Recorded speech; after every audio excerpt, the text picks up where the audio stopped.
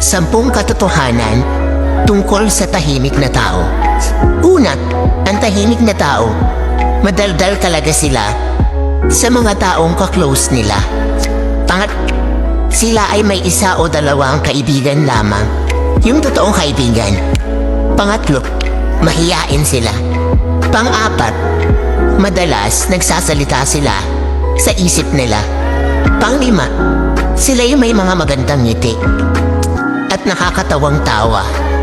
Pang-6, sila ay tapat sa kanilang karelasyon. Pang-7, sila ay mapagmatsyag sa lahat ng sitwasyon. Pang-8, tahimik sila pero iba humagalit. Kaya wag mong gagalitin. Pang-9, sinasarili nila ang nararamdaman nila kahit nasasaktan na sila. Pang-10, pag sila nakilala mo ng lubusan at maging komportable sila sa'yo, doon nila ipapakita ang totoong sila.